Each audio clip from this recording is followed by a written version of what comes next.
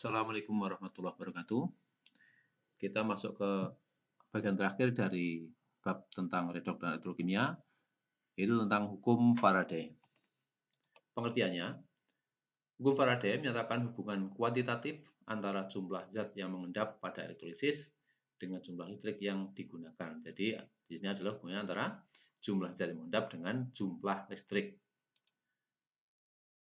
Ada dua hukum yang kita akan bahas. Yang pertama adalah hukum Faraday 1, menyatakan massa zat yang dilepaskan selama elektrolisis berbanding lurus dengan jumlah listrik yang digunakan. Kita gunakan simbol-simbol. Massa zat disimbolkan dengan W, kemudian muatan listrik dilambangkan dengan Q. Maka terdapat hubungan W sebanding dengan Q, kemudian harga Q-nya kita konversi dengan persamaan Q sama dengan I kali T, sehingga kita dapatkan W sebanding dengan I kali T. Kemudian hukum Faraday yang kedua, massa zat yang dilepaskan pada elektrolisis berbanding lurus dengan massa ekuivalen zat itu. Kita gunakan persamaan W sebanding dengan ME. ME adalah massa ekuivalen. ME sendiri merupakan perbandingan antara AR dengan jumlah elektron yang terlibat dalam reaksi redoks. Bisa pula dinyatakan sebagai AR dibagi dengan perubahan bilangan oksidasi. Kalau kedua hukum kita gabungkan, maka kita dapatkan rumus yang baru, yaitu W sebanding dengan I kali T kali ME.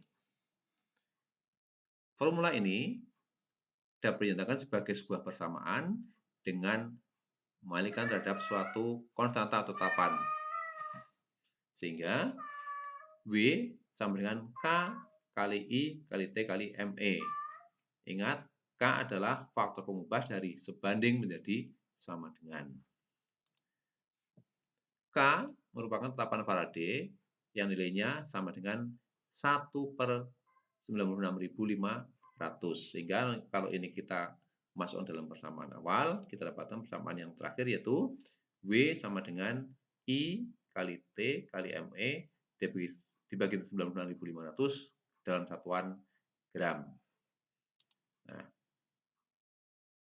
perlu kita ketahui bahwa W adalah massa zat, kemudian I-nya kuat arus dalam ampere, T-nya adalah waktu dalam detik, sedangkan ME adalah massa ekuivalen. Contoh yang pertama. Pada proses elektrolisis lelehan NaCl dengan elektroda karbon, digunakan arus sebesar 10 ampere selama 30 menit. Hitunglah massa logam natrium yang diperoleh. Data tambahan ArNa23, Cl 35,5. Penyelesaiannya, di sini ditanyakan massa logam yang mengendap, sehingga langsung kita gunakan rumus dasar, yaitu W sama dengan I kali T kali ME per 96.500. Data yang diperoleh atau yang ada adalah 10 ampere adalah I-nya atau arusnya. Kemudian ini adalah T-nya. Maka perlu kita cari dulu harga ME-nya dengan melihat reaksinya. Untuk reaksi ini, maka di kalkulator terjadi reaksi antara Na plus menangkap satu elektron menjadi Na. Jadi sini jumlah elektronnya adalah 1. Atau kalau kita lihat dari PbO-nya, yaitu Na plus beloknya plus 1, Na beloknya 0. Jadi perubahannya adalah 1. Maka ME-nya sama dengan 23 dibagi 1 sama dengan 23. Nah, sudah lengkap datanya, tinggal masuk ke rumus. W sama dengan 10 kali 30 kali 60 dikali 23 dibagi 96.500. Ini adalah perubahan dari menit ke detik. Hasilnya adalah 4,29 gram. Nanti boleh diulang-ulang untuk lebih paham lagi. Contoh yang kedua.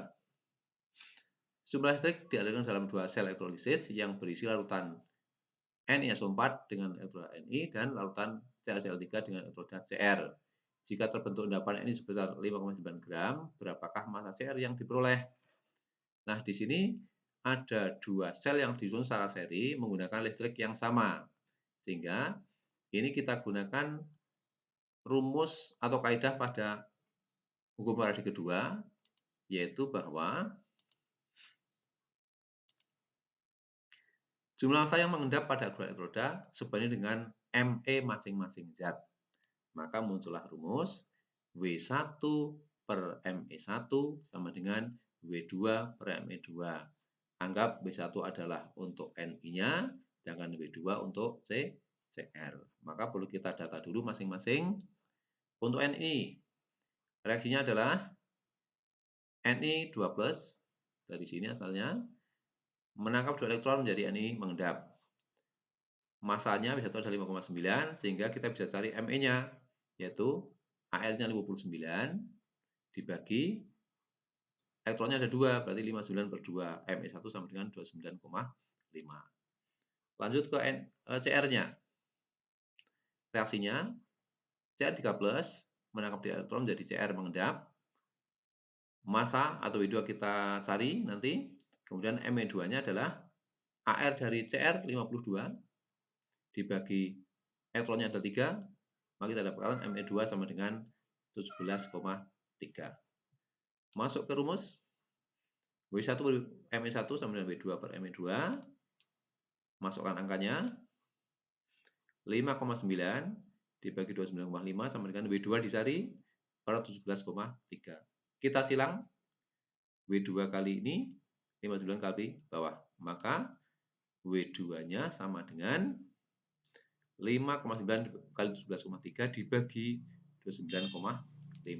Kita dapatkan hasil akhirnya adalah 3,46 gram.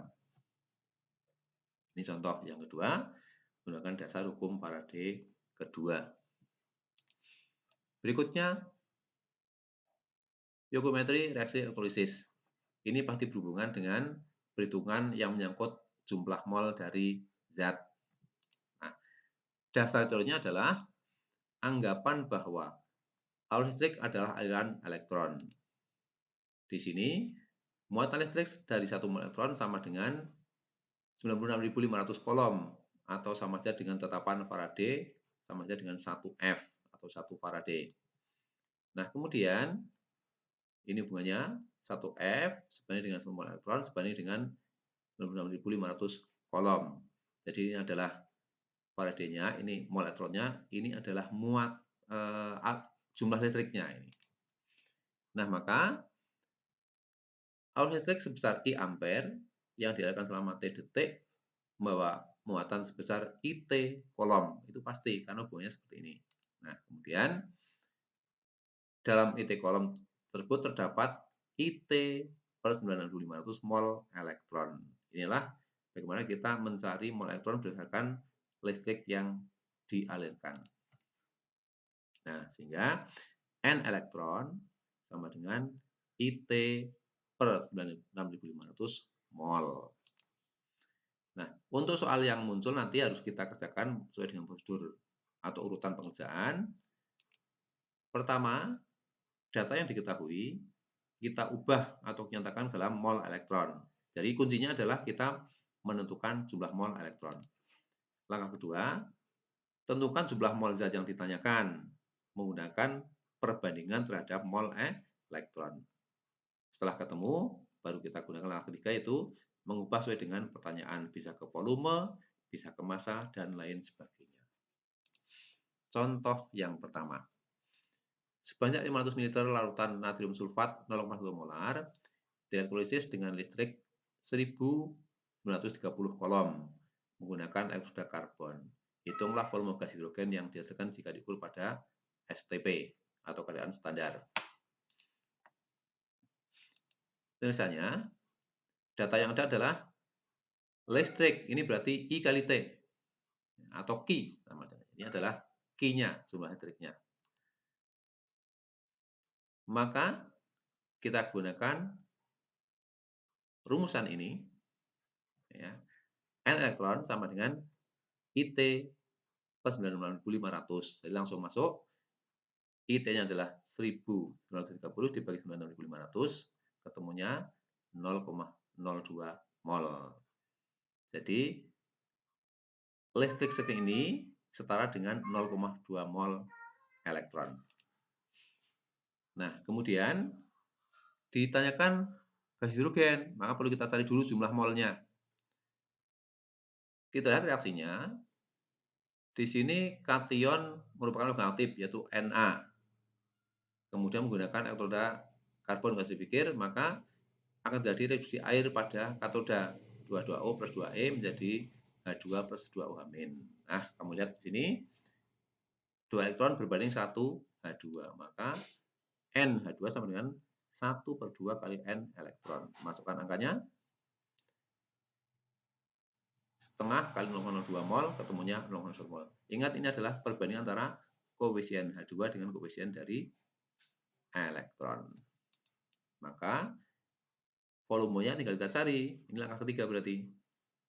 Adalah N kali Vm, yaitu 0,1 mol kali 22,4 liter per mol. Hasil akhir adalah V-nya sama dengan 0,224 liter.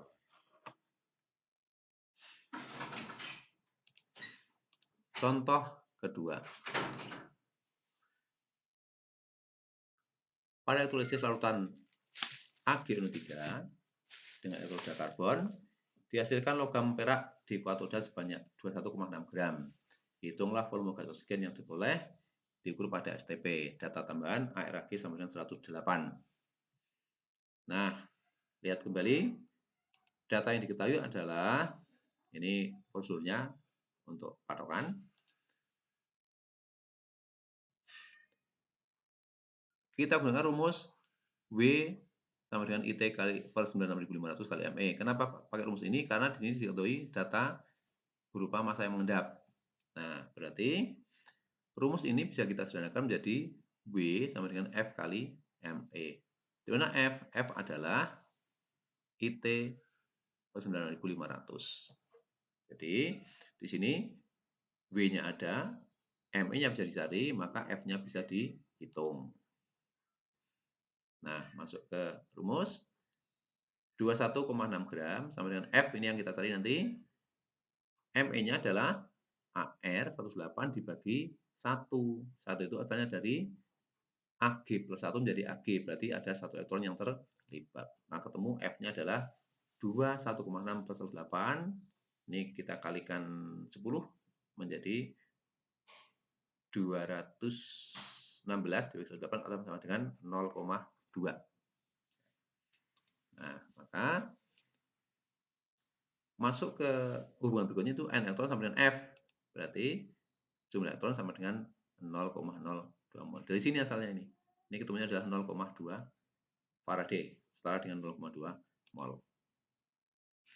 Kemudian gas oksigennya terbentuk di anoda. Ini disebabkan oleh menggunakan elektroda inet karbon, kemudian diperoleh di sini adalah anion sisa asam oksi, maka terjadi oksidasi air. Reaksinya 22O menjadi 4H+, plus 1O2 plus 4 elektron. Perhatikan lagi, 1 molekul oksigen berbanding dengan 4 mol elektron. Nah, maka kita cari langkah kedua, yaitu jumlah mol oksigen sama dengan koefisien oksigen dibagi koefisien elektron kali N elektron. Ketemunya 4 kali 0,02 sama dengan 0,05 mol. Tinggal masuk ke rumus terakhir, yaitu mengubah ke dalam volume STP. Maka 0,05 kali 24 mol per liter. Ketemunya sama dengan, hitung sendiri nanti ketemu berapa ini, tinggal dikalikan. Demikian materi kita hari ini. Semoga ini bisa bermanfaat untuk memperdalam materi yang saya berikan dalam bentuk PDF. Silakan disimak dengan baik. Assalamualaikum warahmatullahi wabarakatuh.